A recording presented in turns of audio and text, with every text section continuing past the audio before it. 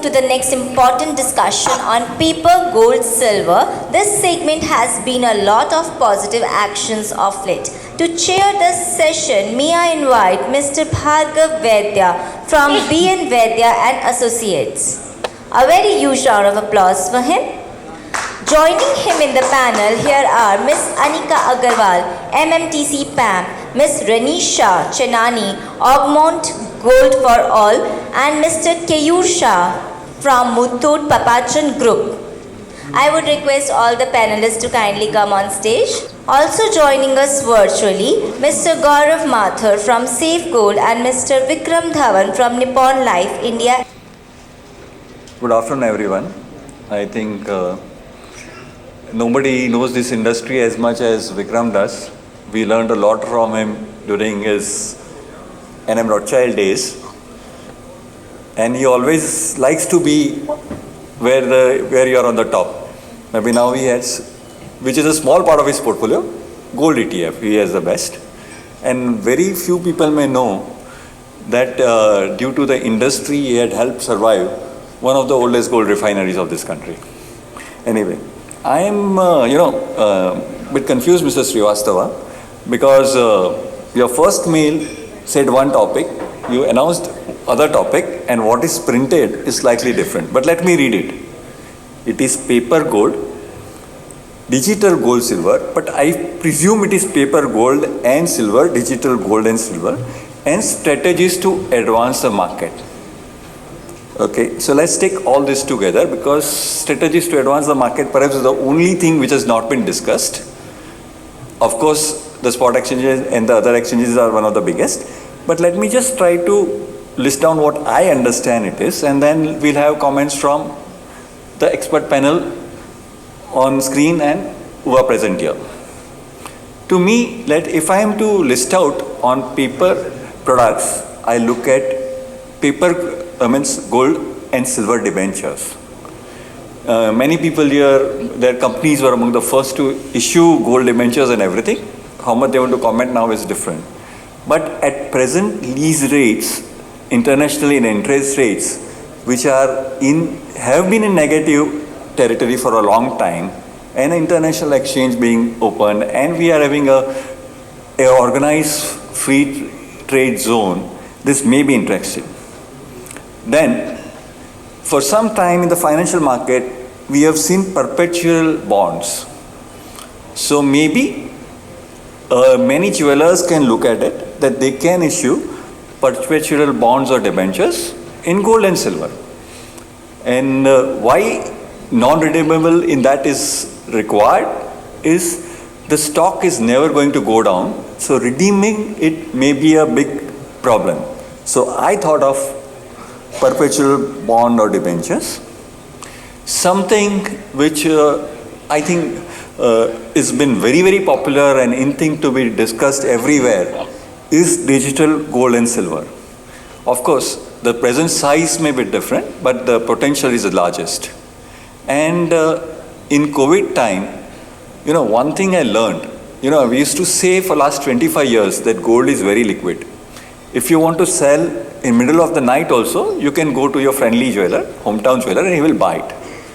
But this was this period when the jeweler also did not want to ask you to come to his house or his shop. And the only thing which was selling 24/7 almost was digital gold. I think none of you stopped buying at any point of time or selling. So it has opened a different avenue and different market. We have gold deposits, which could be a simple gold deposit. How do you structure in India is different. We have a gold GMS as promoted by the government. And we have been talking a few times, and yesterday also a friend from the bank did mention that you can look at gold saving account, which can be something like an installment saving plan or a normal saving account. Whenever I have money, I buy that much, and it will be in gold in the entire system. Another very popular paper product is sovereign gold bond. Now, in the present format, it is quite fine and okay, but with this expert panel, I would like to tweak little further. Can we build a product around it to make it more mass participation. I think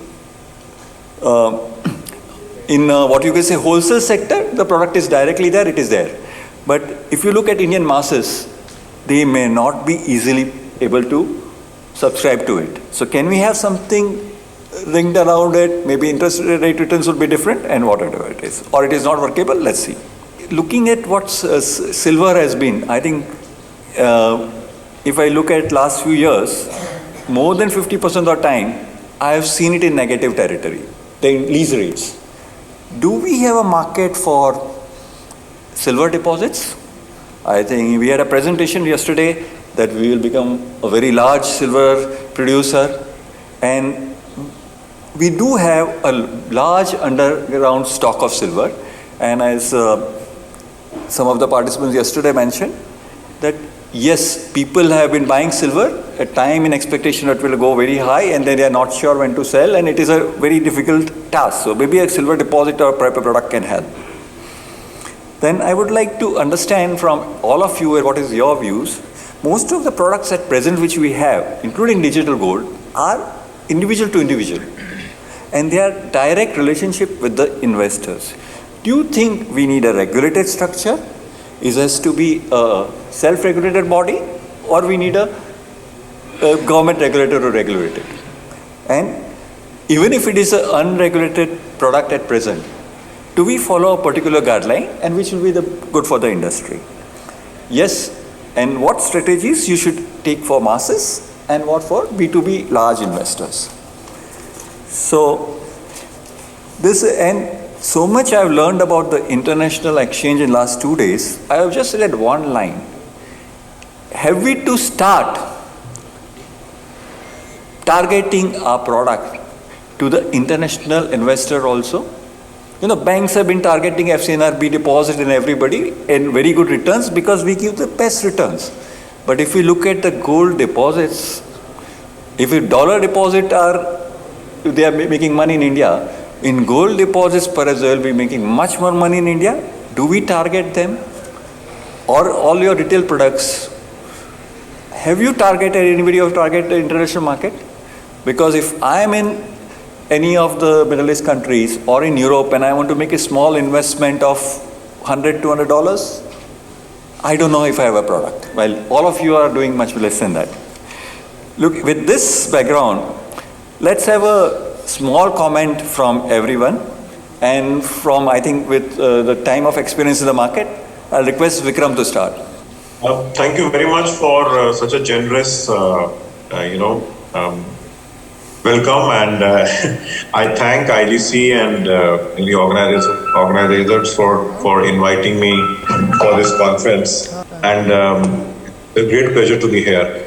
Now, I think what Bhargav Bhai has started a debate very relevant and which is very pertinent to right now what is happening in the market. But before I answer that, let me just give you a bit of a background about where, because I seem to be in a bit of a minority as far as, I don't see too many people from the mutual fund industry, in the delegate list. And I would like to make a case why, mutual fund will be a very able partner in developing the gold markets in India, gold and silver markets in India. So I'll start with the brief, I won't take much time, but I'll start with the very brief statistics. See, whilst it may appear that mutual funds are doing pretty well in terms of AUM, etc. in India, but if you look at the global perspective, today we just have 3 crores, unique folios in India, which is less than 3% of the population.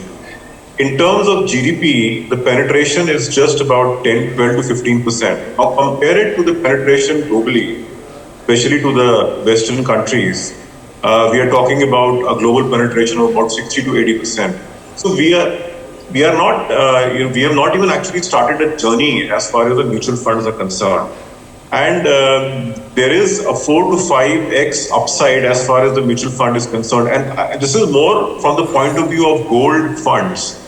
The question I'm asked is that, why gold funds and what will happen with the silver ETF and all. So, whilst it may appear that, we have a very large equity or a bond market, but still the penetration is very low.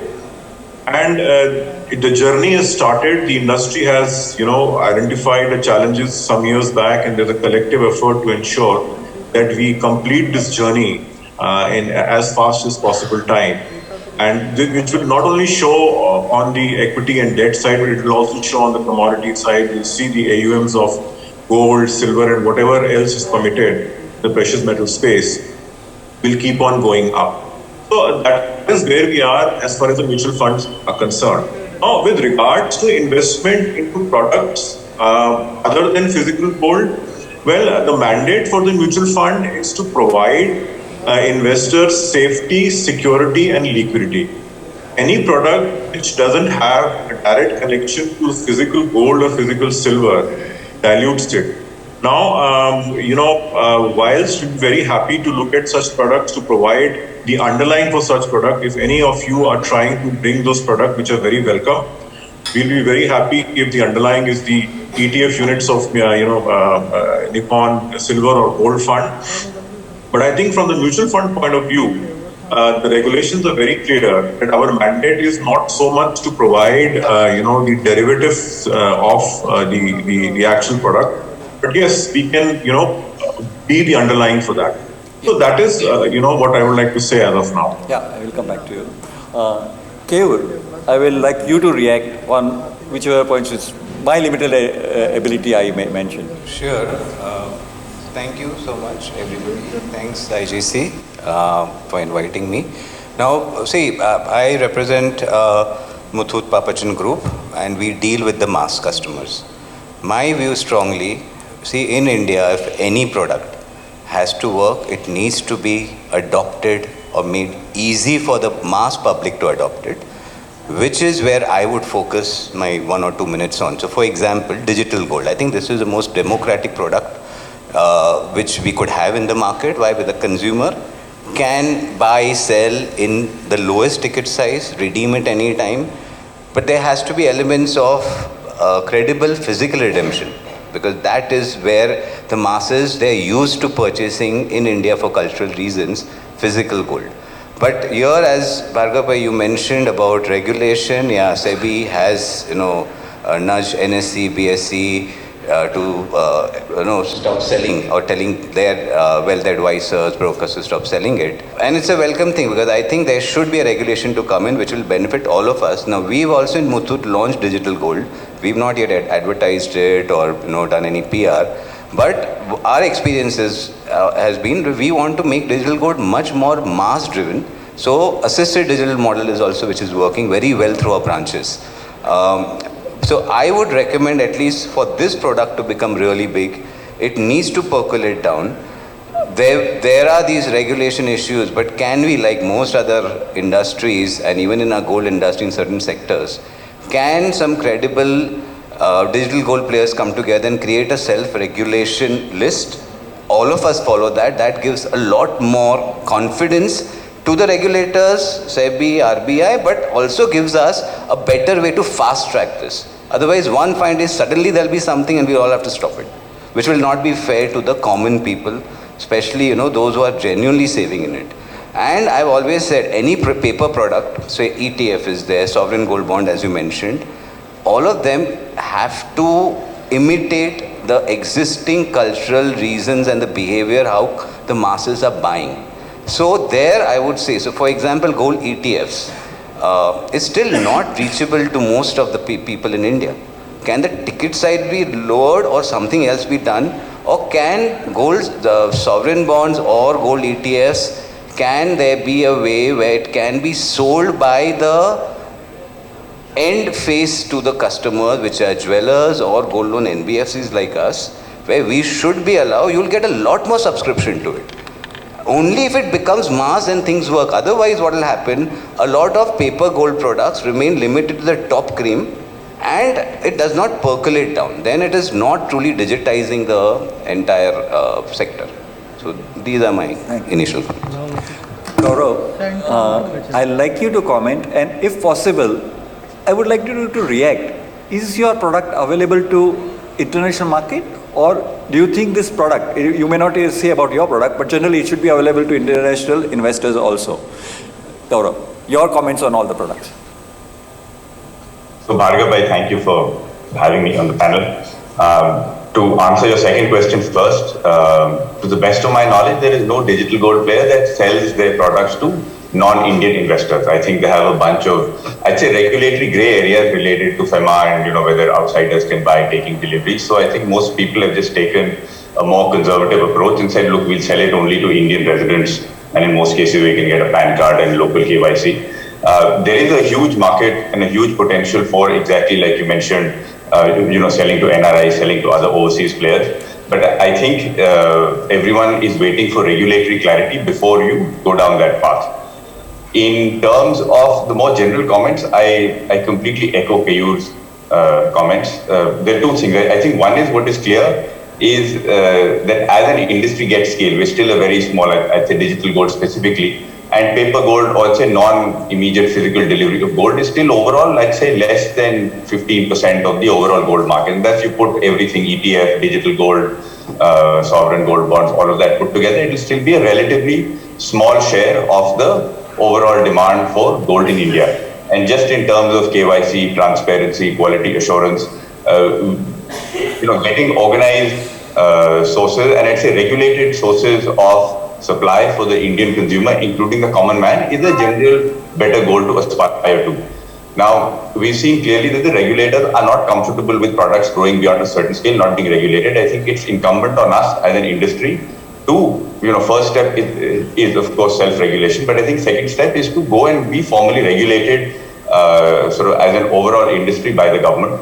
And that is something where I guess we all need to proactively move, reach out to the government because the benefits are there. I think what is clear, what we've seen over the last 3 or 4 years that this product has been around, that there is demand for it. There is demand in the mass market. I think I read some survey somewhere that said 60% of gold purchases in India are for 5 grams or less. So it is clear that gold is a mass market democratic consumption item. If we can, provide regulated high quality products for the common man that are easily accessible, and the common man is clearly going to digital channels, also assisted branch channels, it's both channels that they're going to, but it is up to us to go and provide those products. I think we've seen early evidence that we're getting, tens of millions of consumers that are buying these products. The overall size is still small. If we can regulate them, and with regulation we can build more and more interesting products such as deposits, such as perpetuals, all of those other things that you mentioned. I think none of those are really possible without regulatory clarity. I would, right now we're just a transaction business. But if you want to go into the risk business where someone is getting a yield, I don't think that is feasible to do on an unregulated basis. So I think step one is to be, get the overall regulatory framework that covers all forms of, let's say, non-physical gold. And or non-physical where you don't take delivery immediately. And then you go into other products where you can give people a yield and there's a risk element involved. And that will, overall help grow the market. So my one summary would be, I think we need to come together and work with the regulators to get an appropriate regulatory framework that provides convenience to the common man, yet meets all of the, regulatory requirements in terms of KYC and records and other things that are required. Thank you. I will trouble you again. I would request Ankita to comment on what you feel should be on any of these paper products, and little bit on how you feel that it should be regulated, or how you create a self-regulated board. I'm sure your parent company was one of the instrumental to do a self-regulatory body even in Switzerland 20 years ago. Thank you so much, Bhargav. I think when we hear the conversation today, there are two paths here and two kinds of investors that we are all speaking about. So when we talk about paper products, as Vikram mentioned, the penetration itself of mutual funds is low. And if you look at even the gold segments today, for example, if you look at an overall investment portfolio, financial assets would be what, 4-5% of my total investment pool that you have. And as you go down the strata, to Keyur's point, of the lower income households, you'll see that that's even lesser, right? So you have a case for both the paths to parallelly exist. When we look at paper products, ETFs have come up in a big way. Sovereign gold bonds have sort of mushroomed and multiplied in the last 2 years. But if we have a common regulatory framework, and that's the theme since yesterday of saying that everybody would sit on one table and actually talk regulation, I think we will have multiple use cases of paper products as well. EGR is one such product that's coming in, and then gold saving schemes and debentures will come along.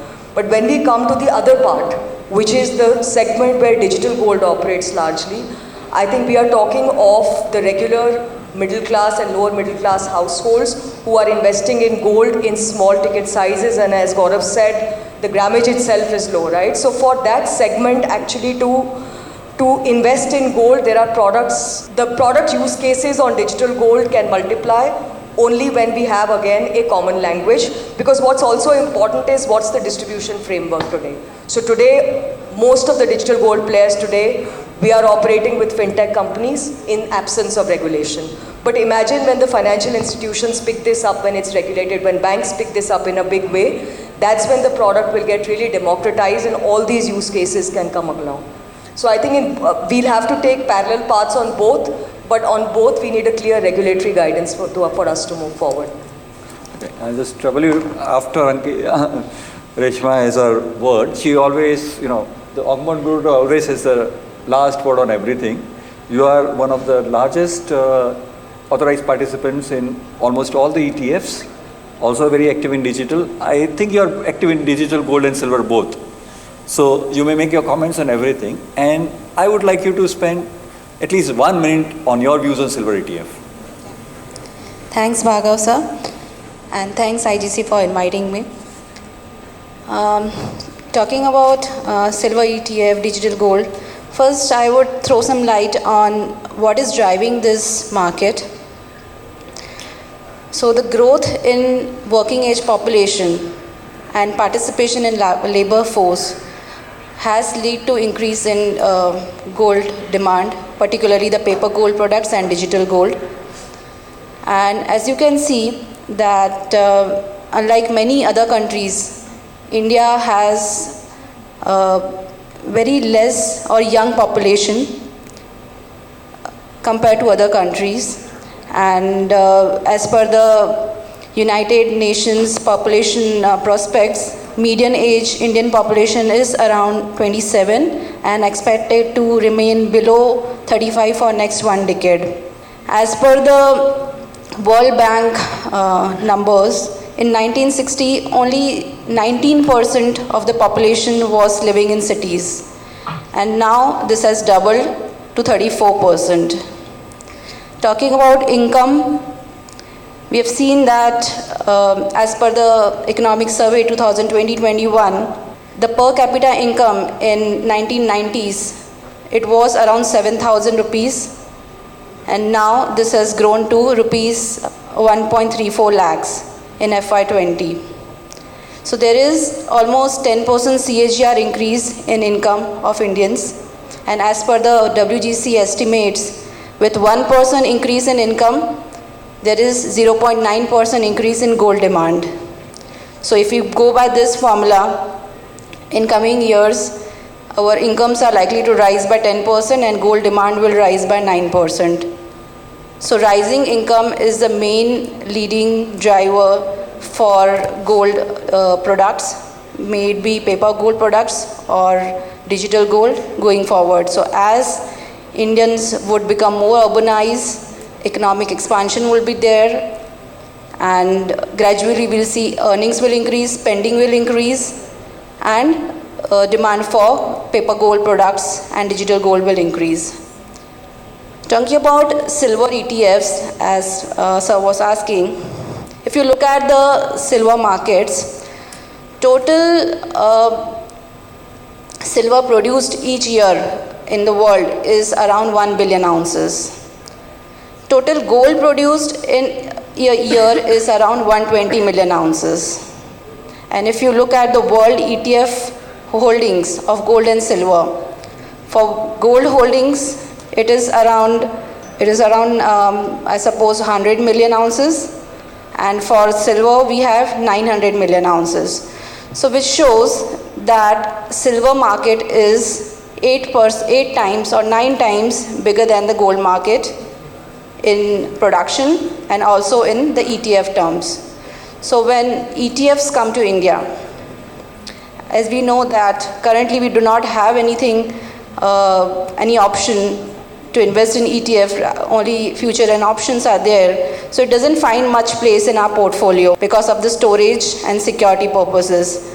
With silver ETFs coming in, I think there will be a portfolio diversification. We'll have one more product in our portfolio. And when gold ETF started in 2007, by 2010, it had accumulated around 10 tons. And by 2013, it had around 40 tons.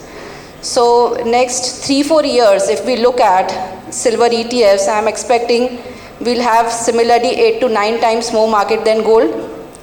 And I expect more than 100 tons that would be accumulated in gold ETFs going forward in coming years. Surendra Bhai, I think you are the person I can pick on. I would like you to comment on one part. We are talking about so many commodity related products. In the GIFT City setup, do you think in the exchanges proposed, we could list any of the gold related products and have a fungibility with the physical width of it? Or there has been no thought put onto it?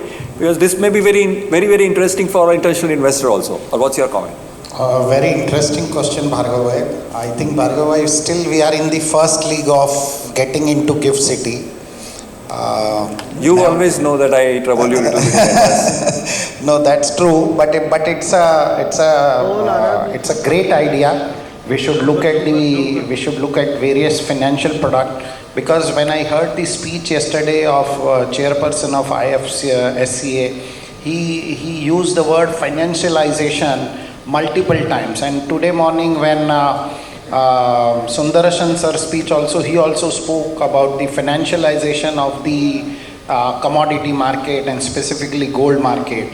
So I think once we have multiple products in the GIFT City, out of the GIFT City, including some of the products which are fungible from the GIFT City to the domestic area, I think the gold market in our country can grow very well.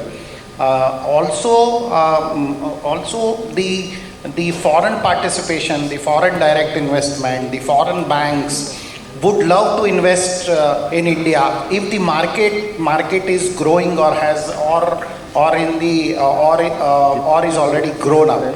So unless we have, because see, our consumption is going to remain 800 to 1,000 ton. That is for sure. It is not likely to scale up to 2,000 ton in maybe in another 3-4 years. It may not happen. It may take another 10 years, 20 years, who knows. But this financial product definitely will help. I still remember in Shanghai Exchange, there is a turnover of, they also consume China about 1,000 tons, but they have a turnover of 79,000 tons in the exchange. So in my opinion, what you say makes a lot of sense. We should, once the exchange is on, I think WGC needs to prepare another blueprint for such products. Thank you. Anybody from Sequel or BBC or anyone is there here? Rajesh is there. Rajesh, I just ask you one question. The cost of storing silver in London or New York is exorbitant. So if any of our friends here launch a silver ETF, and also for international markets, say it's launched in GIFT City and then there is no taxes and all, it is very fungible for both. Do you think you can be very, you or Sequel or whoever is the authorized person, as a group you answer, not as a company, I'm not asking your personal quote, we will be much more viable and workable for the storage cost and even the delivery market. Because if you look at Ahmedabad, both the side of it, to the east and the west, you are perhaps the largest physical market of the world. Thank you for this question, Bhargav Bhai. Yes, of course. I mean, it's a no-brainer in the sense costs compared to London, India would definitely be far more reasonable and competitive. And we do have the infrastructure, be it PVC, be it Brinks, be it Sequel. We do have the infrastructure, and we've been doing it for quite a good number of years now. both for storage and distribution services. So it certainly would be a benefit if this becomes a reality. And so it definitely brings down a huge percentage of the transaction cost. Sure, thanks. I think Som, you have taken the mic, and everybody, when it comes to any self-regulatory body or blueprint, they depend on you. Yeah. So I would like to have your comment, even if a bit of comment on self-regulatory body for all investment products in our market. Sure. The way you have taken a lead in retail. No, thank you. No, my point was just a comment. Essentially, where we looked at, as you know, the digital gold piece, we were very, very keen.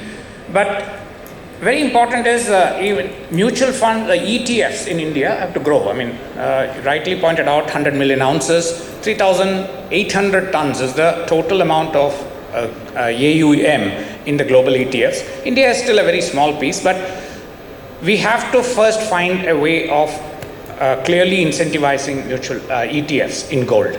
Second, obviously, is the digital gold, which is a new thing, which is, in a sense, for those who might know this industry, it also acts as a bulwark against, when I say not against, in conjunction with crypto type of things. See, millennials are all, using all these digital tools. We need gold to be placed so that the risk is lower. It is physically backed. But these two, therefore, we believe is going to absolutely be big. ETF is already big. Digital gold is also growing across the globe, and there are various ways of accumulating gold in the digital forum. And it's a global phenomenon. We need to regulate it in India. But more important, I just want to leave a thought. What all these do is mutual ETFs, digital gold does is actually promotes dematerialization of gold. It's actually an explicit investment in gold. Earlier, we want to invest in gold, we buy jewelry, and the women were wearing it. Now, as that reduces, there is going to be exactly what happened in the West, a distinction, explicit jewelry usage and an explicit investment. I think this is going to be promoted through exchange, through any incentives we give on mutual funds, and the digital gold platforms. So, I leave it there. That is why we are saying we are definitely working with the industry. Some of the players here, we are going to suggest a draft regulatory framework for digital gold. Alongside, we also want, definitely we are going to push for some policy measures to incentivize ETFs for India. Because it is not just about ETFs, it's about dematerializing gold. And if you promote this, monetization of gold is going to become an easier task 2 years down the line. Thank you. I have one question to every digital player. A lot of them are there around. I know in gold ETF, we have a standard rate laid down. What type of bars can be stored? But it's right or not, let me not get into it. But at present, I don't want you to say that what a company is doing. If you want to keep it confidential, it's fine.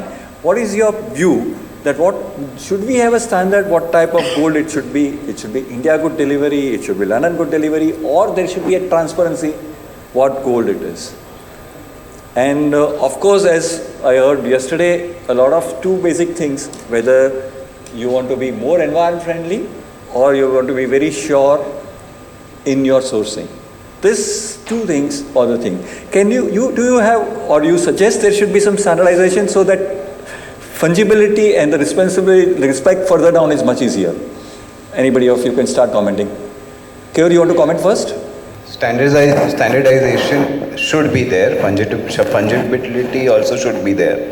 But as I said, it needs to be, gold ETFs have still not been democratized, right? Why? Because one, the ticket size is still not small enough for the mass Indians to get in. That's why gold ETFs in India are never taken off. Plus the end product, physical, as Som rightly mentioned, in the end they need jewelry. That path the mass Indian investor could not see in ETF. If you find that way, gold ETFs will pick up a lot. So from that point of view, digital gold is far better. But again, standardization at the back end should be there for everybody. Gold ETFs, digital gold, then anything can be fungible. Yeah, and do you suggest that a particular type of bar only should be stored. Yeah, If Bhargav that- is making a bar, you will not take it. It should If be. it is Why? Because high then it group becomes of- much easier. The market will grow because consumers will be confused. I can purchase here or purchase this form of demat gold and get my redemption done somewhere else. And then the players also will not have that issue. So then you feel that all of you can work out a platform where you will not have a problem if the bar quality is something. Yeah, definitely. You all of you have some comments or some standardization just now, or what do you largely, feel? when there's a new product like Digital Gold, Bhargav, there's a lot of confusion in terms of what I'm buying because as a customer, I'm only looking at the gold rate. So if you look at the retail customer, the first thing that he'll see is what's the rate on the platform versus what's the rate on Google today, for example. So if there is standardization, at least from an adoption point of view, there is more trust, there is more transparency. From an exit option point of view for the customers, however, there will have to be multiple exit options because this is backed by physical gold, right? And the final use case is jewelry in that case. But at least from the start of the journey perspective, standardization will help create confidence in the product. I think Bhargav bhai, I'd just like to add one thing, that if you look at this digital gold market today, I'd say 70 to 80% of that I think is in 4.9, which is 99.99% purity, what customers get, what is stored, and it's either India good and it's at least India good delivery, if not LDMA standard bars that are stored.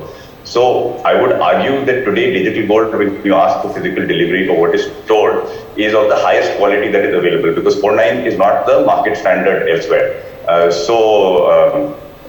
I agree with your point that we should have a standard for sure. There is no standard agreed today.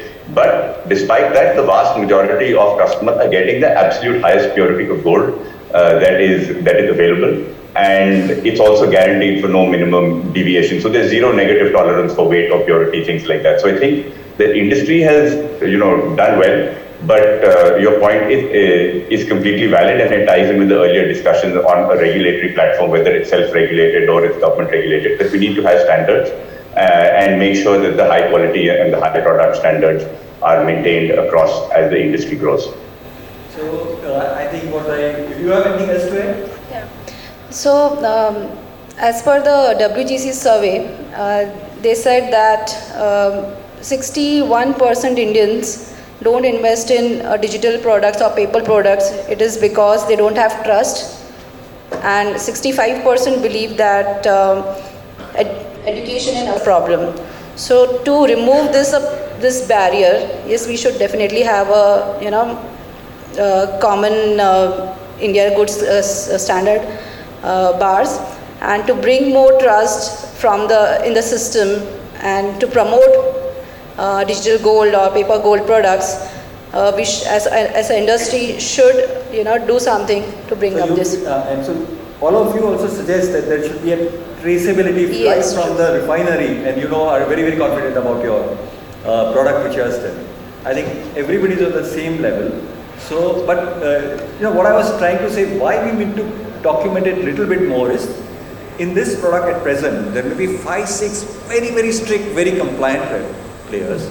There will be 200 other players who will be very honest, but may not be as compliant in letter and spirit, though in spirit they will be compliant, because they have not gone through that requirement of thought process of being regulated.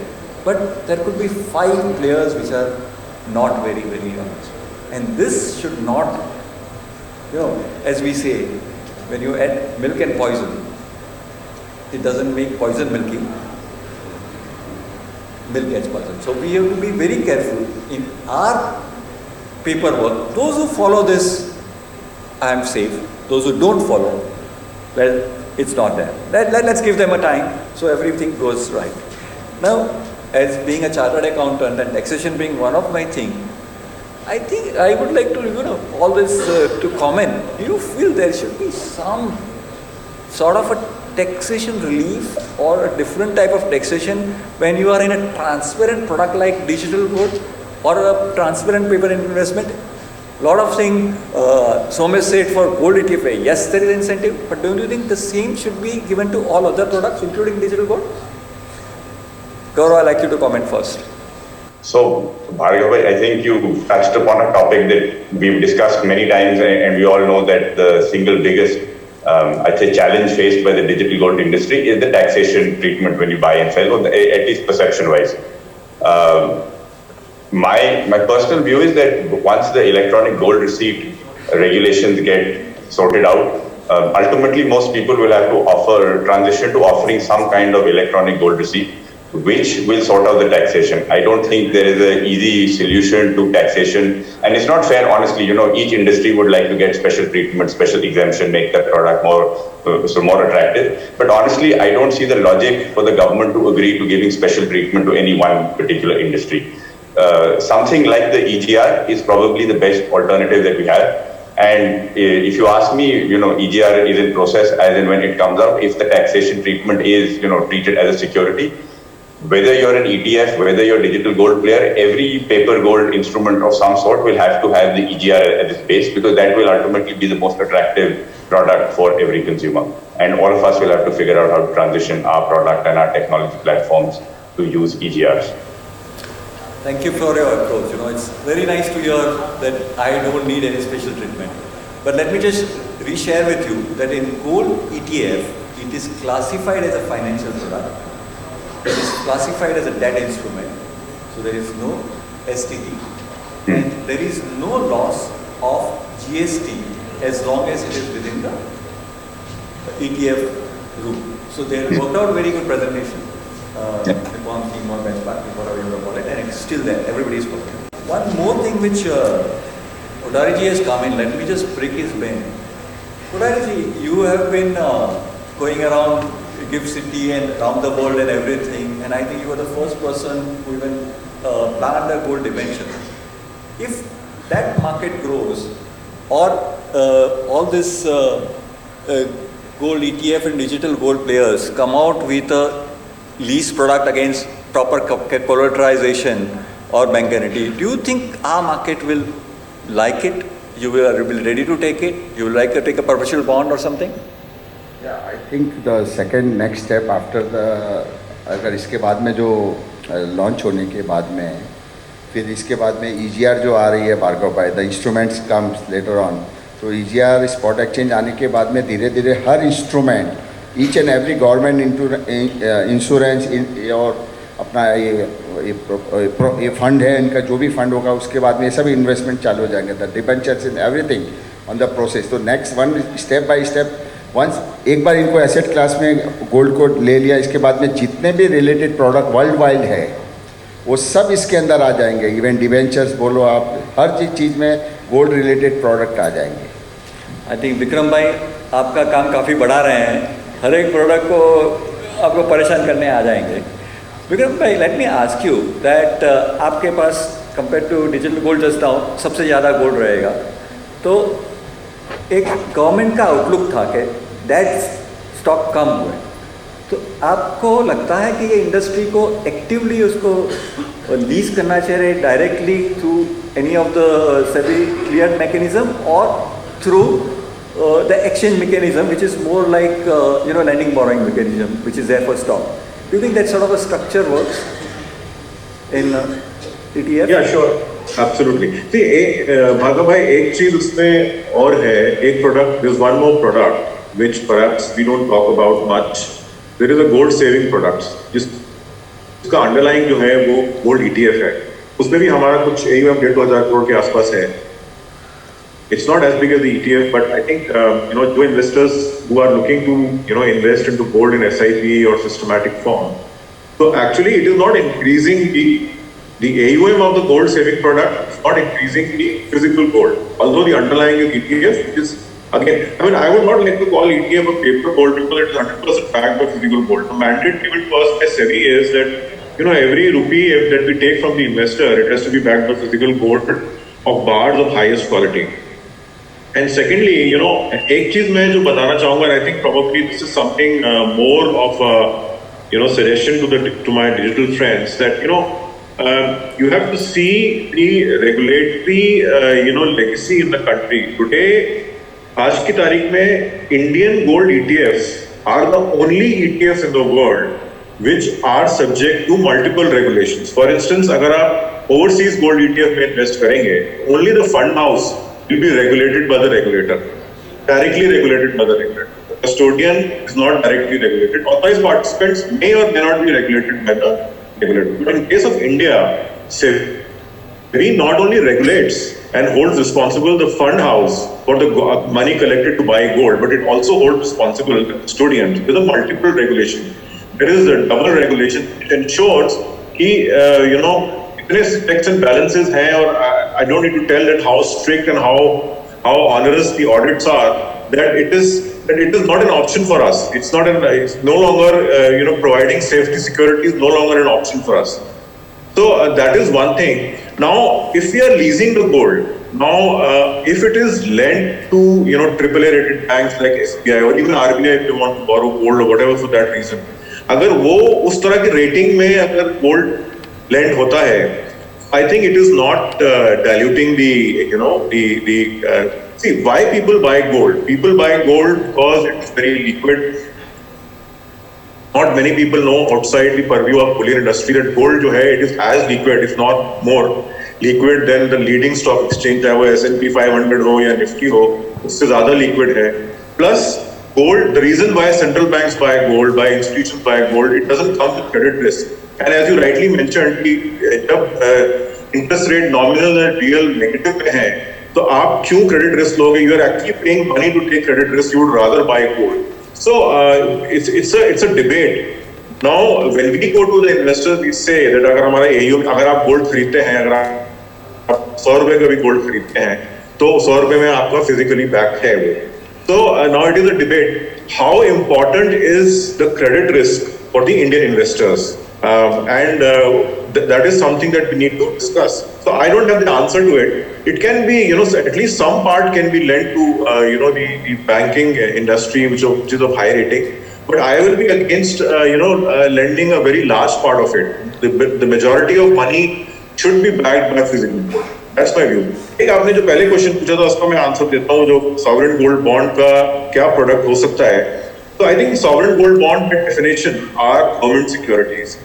Now, if you look at the GSEC market, bond market in India, before the entry of mutual fund and after the entry of mutual fund, there was a heaven and hell difference in liquidity. So I think if you want, and today it's a good product, but the liquidity is very poor, as we all know.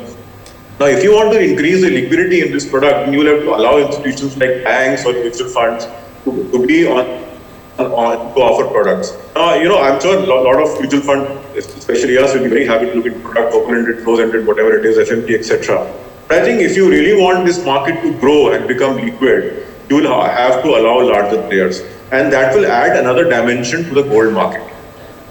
Okay, on just picking up the threads where Vikram Bhai has left, if there is a product we promote which is based on sovereign gold bond, all regulations in place, that's the only assumption just now. You think you will be interested in pushing it to mass as a broker? Yeah, definitely. Because see, one thing which we all know, gold savings habit in India is not going to go away easily. There is a shift because of the younger generation not now wanting to go to jewelers to buy like the parents would do. But what we've seen is, if, for example, the digital gold product which we launched, assisted digital model, we teach, see, the youngsters who come to our branches, they may not have that same sense of saving in gold regularly like their mother. But their mother keeps telling them, and if we teach the mother how to use the app on their smartphone, then the kids get more interested. Now, this is where the future is. So like you said, sovereign gold bond or any other structure. Let's see now this EGRs everybody's waiting for. What it comes out, what could be the minimum denomination, which if it is a mass thing, we would be more than happy to push it down or distribute it and try to change the savings habit from physical gold to demat gold for the people. But one thing strongly which is required at that level, which is where we focus so much, in the end, you have to give them a easy path to redeem into physical jewelry especially. Coins is not so important because coins, the youngsters, they think, okay, demat gold is equal to coins, so that is a saving. But for gifting purposes, but more so wearing, physical gold, at least for the next 1 decade, I would think, is required for any demat or paper gold product to be popular amongst the masses. I would like I was to going add to something. ask you one more thing you can comment on. you have been offering gold, silver and everything and so many other products which I know. If this product, personally what you feel, I'm not asking your official company statement. You think you also would be ready to offer it side by side on your app if it is legally allowed, everything regulation in place? Yes, we are already allowing SGB on our app and our platform. So, and I think it has a great future for this product going forward. As we have seen in last 10-12 years, Demat account has grown from 16 million to 62 million, I suppose, by this June data, as per SEBI's data. And if you see the SGB holdings before pandemic, it was around 25 to 27 tons. And as per the latest tranche, now it is 85 tons. So it has grown threefold in just 18 months during this pandemic period. You will be also ready to support the system? Yes, so we are also ready to support this, and it's a great future ahead for this product. Thank you. Ankita, years ago I remember when Digital Gold's first presentation I saw from your former or present chairman, he had mentioned one aspect that I'm keeping a right ready, and that was a part of agreement, I have not seen it again, that we can lease it, and as Keyur was saying, the other side, that it will be redeemable in gold, which because of the controls at that time we felt should, or your manufacturing was only coins. Do you feel that leasing part is going to pick up to reward the investor? Has it worked out or it's still on paper? Or what do you feel? Maybe you can just give your personal comments. I'm saying official comments may be difficult. On the leasing part, I think there's a genuine market, and we see that happening, right? Because if you look at gold loans per se, so either I'm using it, consuming it, or I'm using it as a hedge to lease. So from a future potential perspective, it is massive. Again, we assume that regulations will, back this up. And if regulations back this up, I think in terms of product variations, and as we say, when we go to the lower strata of the society and democratize the product, I think, in my personal opinion at least, it's something that's a genuine use case for truly democratizing digital gold. Just one comment. See, I belong to the gold loan group, okay, which is regulated by RBI. We all agree digital gold needs to be regularized, and we'll welcome waiting. But just imagine the sudden impact in terms of the change if it's regulated. All the gold loan companies and the organized sector, RBI recognized, we will push digital gold much faster. Currently, we are sitting on so much of physical gold which is pledged with us. It will be a game changer. And that will actually push. Everybody will want to start offering, because we will want to give loan against digital gold more than physical. It'll change the market. Yes, absolutely. I also agree to this. Bhargav, I have a comment here, and I think here, as you rightly mentioned, how we can combine forces, and I slightly in a light vein also, please don't take it otherwise, to my digital friends. See, one of the ways you can become, completely regulated is that if you have one of the options underlying your digital gold would be a gold ETF unit, because you have an underlying which is regulated. So maybe something to think about it, So I'll leave that thought with you all. I think thank you. I think one consensus we always had, all of us are now having again, is that let's have a self-regulated body. Getting the regulator straight away on may be very difficult, and it is the best way out to have confidence of the investor. And as I always happens with me on this topic, I like to keep on talking. Given the mic, I may be talking more. And third time Srivastava has told me, please stop. So okay. Thank you very much. Thank you for the audience and bearing with me for so much.